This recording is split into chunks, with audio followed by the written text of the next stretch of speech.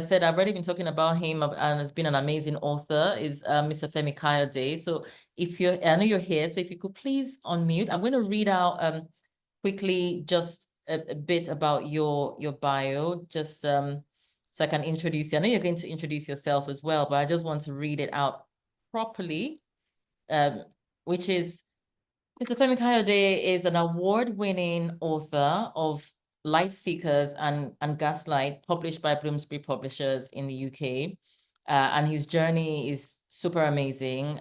Coming from being a psychologist and a writer, living his best life. So I would really love you to just please share your story and your take on the art of the possible with us. Thank you for agreeing to speak here today. We're very honored. And yeah, you've got the floor.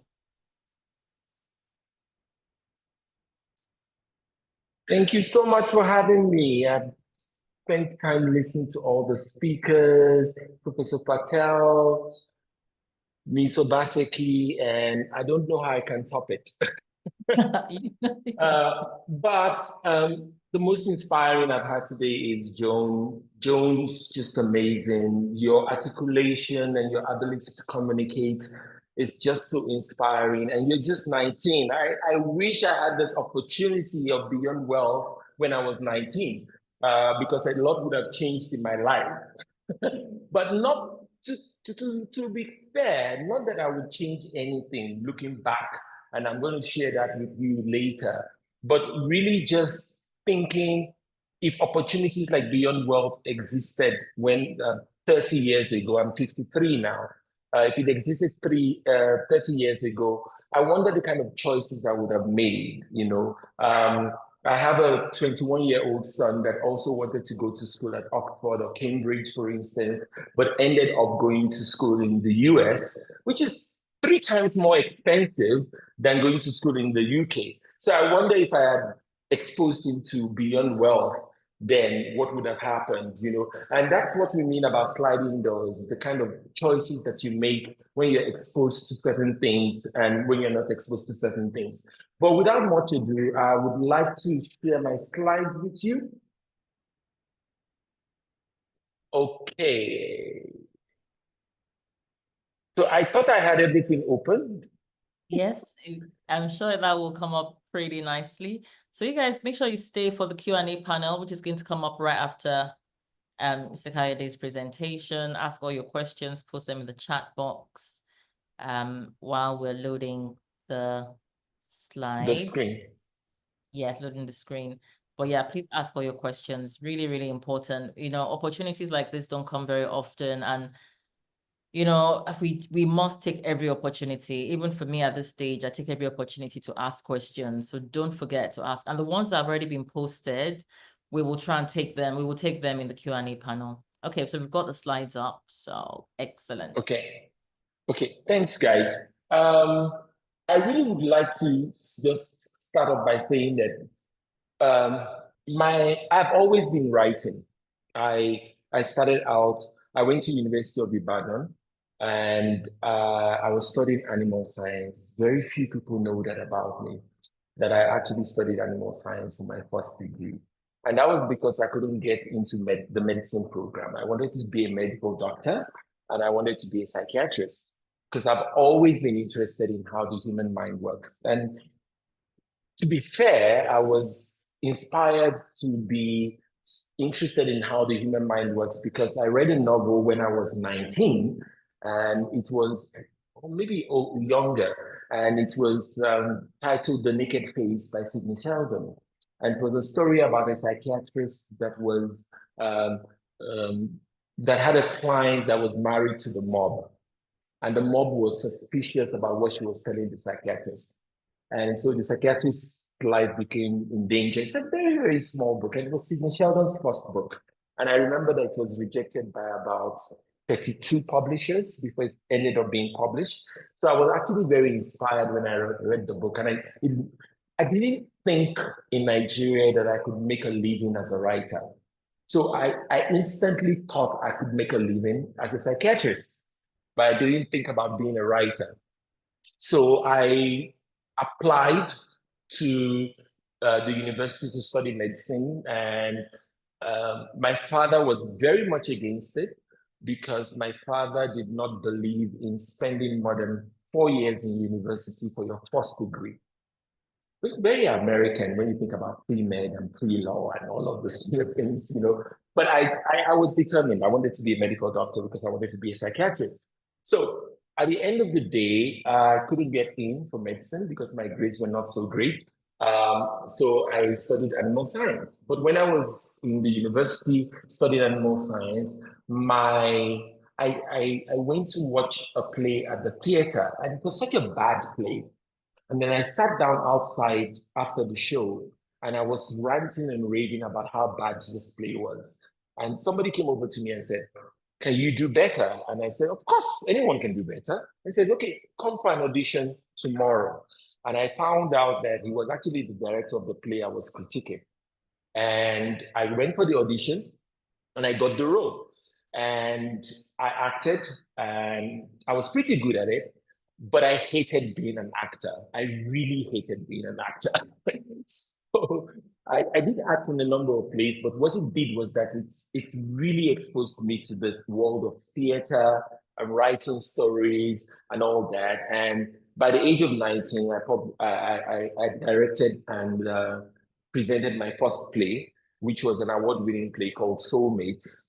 And that was when I got into writing. And it's called Soulmates. You can check it out. It was quite groundbreaking at that time. And so I've been writing since then.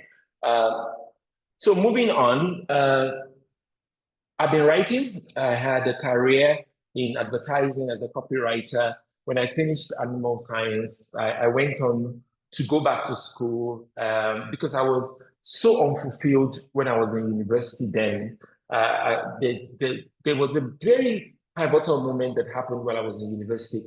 I was acting in a play, and the professor, the head of department, Professor Adeluba, came to watch the play, and then he called me and said, "You should be in final year now. Who is your supervisor?" And I said, "No, sir, I'm not in theater arts." And he said, "What?"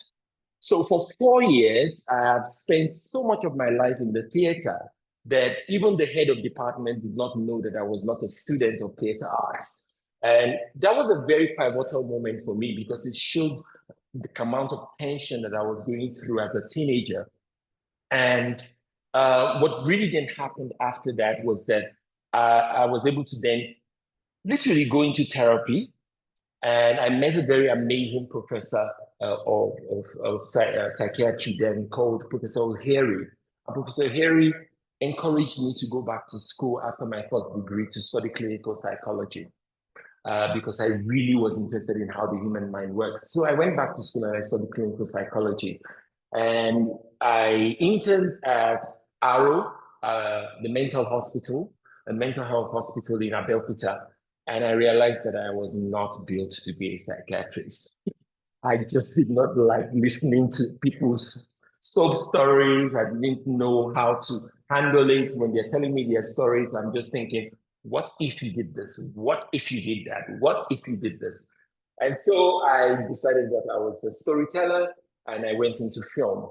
So at 45, after about 20 years of writing for film, theater, radio, and advertising, I hit a career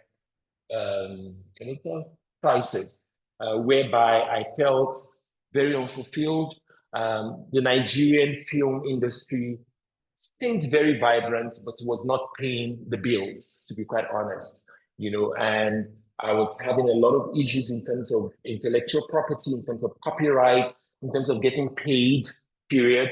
And it was very interesting because to a large extent, I was very involved in some of the highest grossing series in Nigeria. Then I developed a series called The Edge of Paradise. I developed a series called, I worked on Teen Cell. I worked on so many series. I wrote Thunderbolt for Tunde Kelani. I wrote another show. So I did a lot of work in the film industry, but I didn't have anything to show for it. And so I felt very unfulfilled. And so I created something that was uniquely mine. And I was also at the age of 45, knowing that 5 years down the line, I'm going to be 50. And I was so sure I was going to die early. So I decided that I was going to now write a novel. I wanted to leave behind something that reflected me, and a novel was the only thing I felt would have my name on it at that particular point in time. And I felt that writing a novel would really help me to actually solidify my position as a writer. So what happened? I felt I was too old. I felt I was too busy. The agency that I was a partner in was very successful in Namibia. I felt that there was no way on the face of this earth that I was going to be succeed. There were every reason why I shouldn't do this. And I had never written prose before. So my family commitments, I had school fees to pay, very expensive school fees to pay because we were living in Namibia. And I've never told myself that I could do it. So, but at the end of the day, what I said to myself was, if not now, then when, you know? And so I read a lot of inspirational stories about people that started their lives or started new careers at the age of 50, 60, you know, the KFC guy, you know, all of those stories I would use to inspire myself. And I want to share something that's very important at this particular point in time. When you have a vision and when you have a dream for yourself, remember there will always be obstacles and excuses for why you should not have that dream. But only one thing I can say for you is this. People can help you. People can wipe your butt when you go to the toilet. People can help you. You have a pill that can help you to sleep. You have people that can help carry you from one place to another and all that. But the one thing that nobody can do for you is dream for you. Nobody can have a dream for you. Nobody can dream with you. Your dream is individual. And the fact that you have that dream means that it's possible. You know, God will not give you a vision that is too big for you to achieve. So all those excuses are, you know, for lack of a better word, and not to sound too religious, but they're just lies of the devil. Too busy, too old, the fear of failure, the fact that you've never done it before, they are all lies of the devil. The fact that you have the dream and that dream was given to you specifically means that you can achieve it. So with that said, at 45, 46, I decided that I was going to be a novel writer. And I started taking baby steps. The first thing that I did was to make friends with published writers. You know, I would go to festivals, I would go to workshops, I would apply for fellowships and things like that. And I got rejected for almost everyone, you know, because I didn't have the experience in that space. Not because I was a bad writer, although maybe I was bad then, but the reality of the matter was that I did not have, I was rejected for almost all of them, and I could have given up, you know. So I immersed myself in the world of writing. I kept pushing, and eventually I enrolled in a master's program for crime fiction at the University of East Anglia.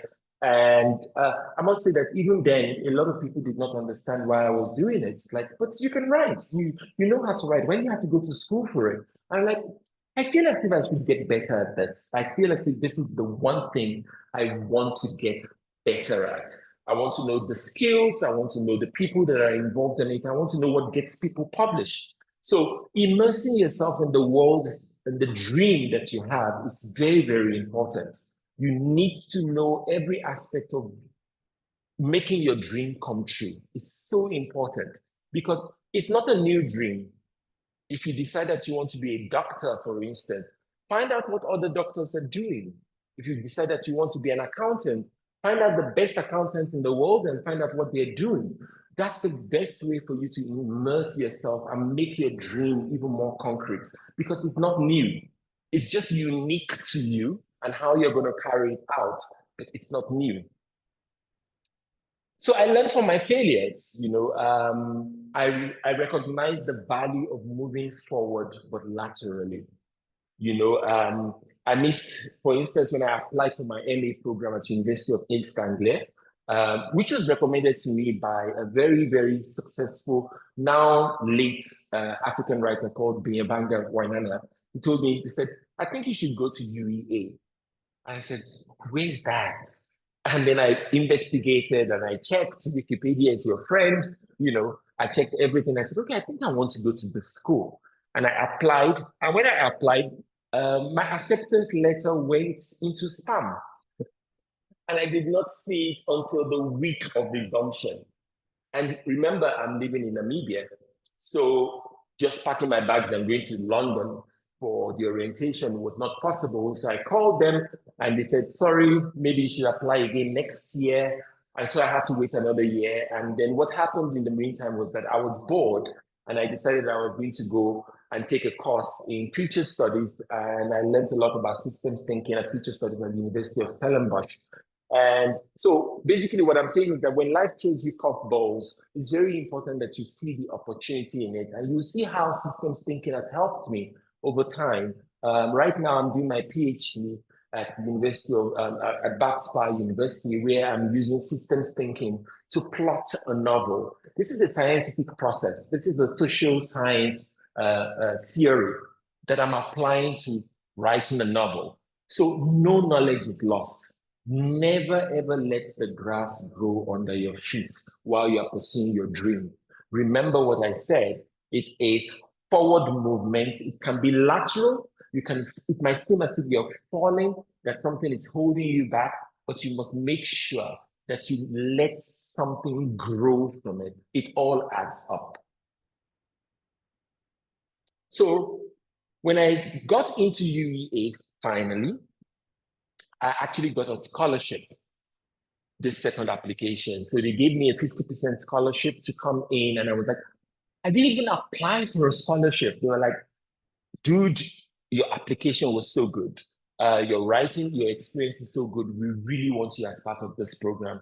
And it was very, very, very interesting because I was the only African in class. There were about 12 of us. Everybody was well accomplished. There were some people that were already published already, but definitely not in the crime fiction space. And so I hit a crisis of identity. So I'm this Black guy. I'm close to my 50s. I'm trying to write a novel for the first time. I'm surrounded by people that don't have similar experiences with me. I would write, excerpts from my novel and I would share it with the class and people would go, what does this mean? Where is this coming from? This would never happen in the UK, or this would never happen in Europe. We don't understand what you're saying. And I was so sure that I was getting it wrong. And I realized that what was happening was that I was trying to please an audience that was not from my community. I was trying to make sure like Toni Morrison would say, I was writing from what you call the white gaze. I was seeking affirmation, I was seeking validation from a community that did not understand me. And so I realized that through their eyes, I was judging my country. Oh, Nigeria is so messed up. Oh, Nigeria is so this, Nigeria is so that, and so that. And I realized that I was echoing their thoughts. I was not talking about my real experiences, my lived experiences. And I found it very difficult from an identity point of view to recognize who I was and the kind of story that I wanted to tell. And this is very difficult for somebody that is approaching 50, because at that particular point in time, you think to yourself, okay, I'm fixed now. I know who I am. I know where I'm going to and all that. But to actually be in a situation whereby everything you ever believed about your reality is being questioned, and it's not being questioned by them, it's actually you questioning yourself as to who you are and the kind of stories that you wanted to tell. So I actually there was a particular, I think there was about 6 months that I didn't write anything at all. And I actually gave up. I wanted to resign from the course or withdraw from the course. And my tutor said to me, why don't you think about writing a letter to Nigeria, a love letter to Nigeria? I said, a love letter? He said, yes. Why don't you think about writing a love letter to Nigeria? And I said, why a love letter? And he said, because love is complicated. Love is about the good and the bad. Love is about accepting things as they are, not as the way you want it to be, And I was like, okay, this is very interesting. And I started writing from my heart. And I stopped judging myself. I said, stop judging my country. I stopped judging my people. And I said to myself, I'm just going to write from a place of authenticity and a place of love and empathy for the characters that I was going to write about. So my novel was inspired by real life events, and I don't know whether some of you know about it, but some of the Nigerians say it was about the necklace killings of 4 Nigerian students in Ali. And this novel or this story was so fascinating to me because it also taught me a very important thing about writing.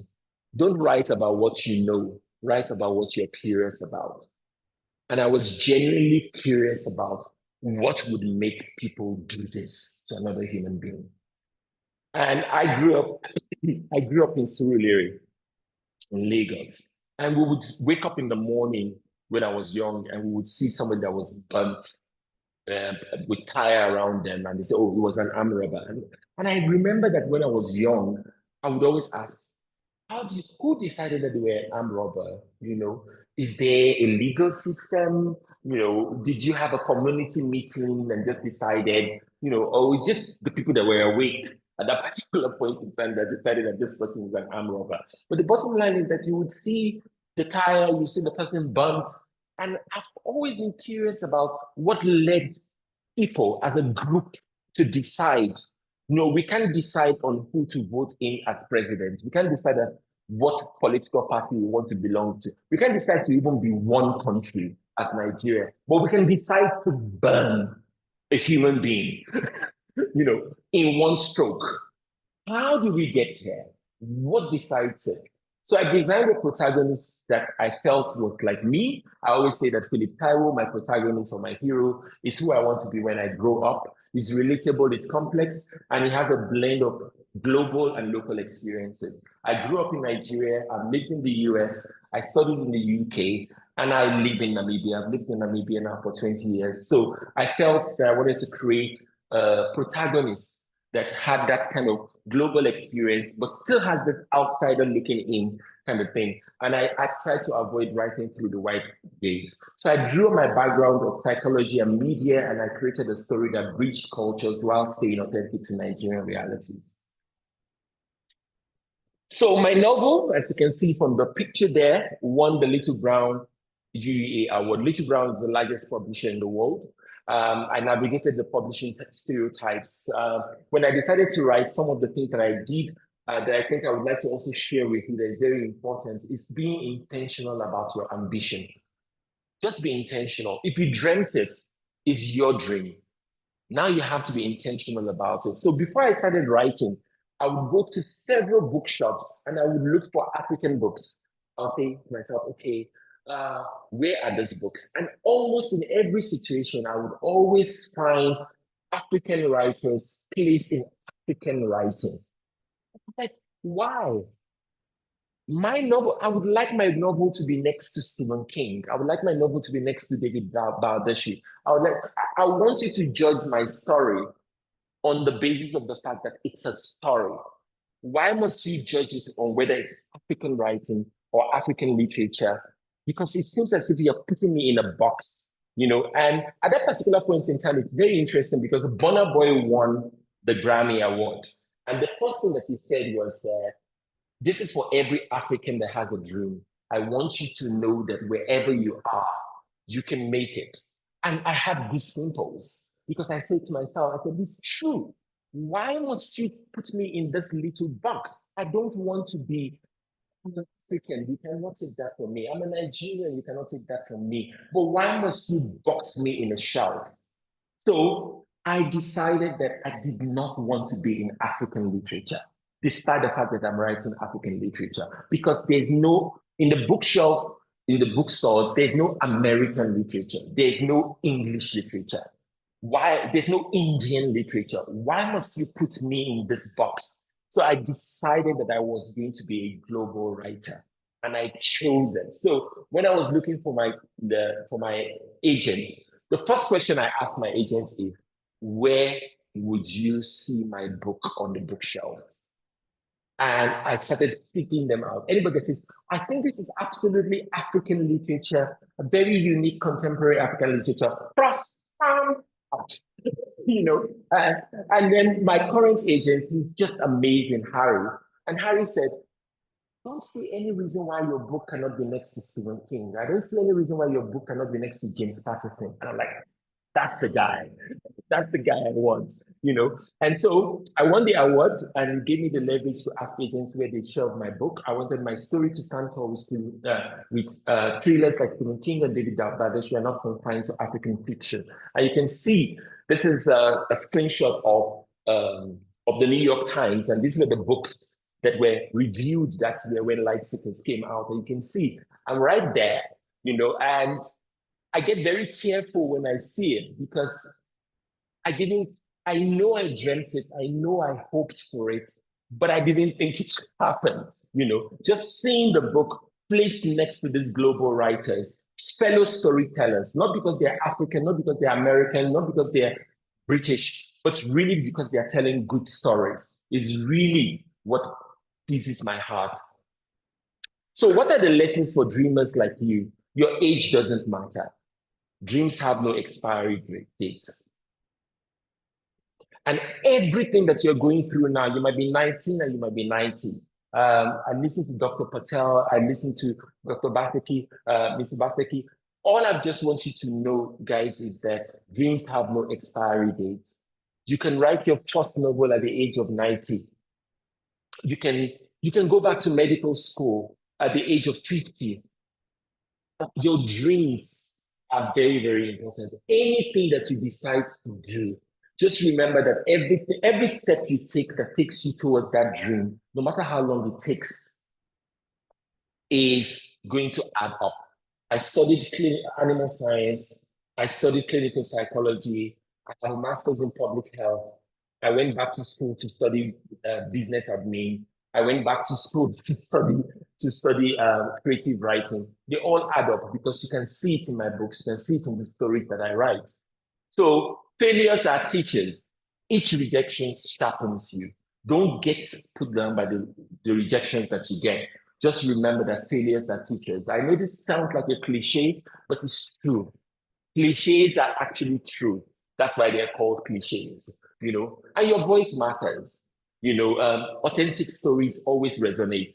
Don't see yourself through the eyes of others. See yourself through the eyes of the dream that God gave you.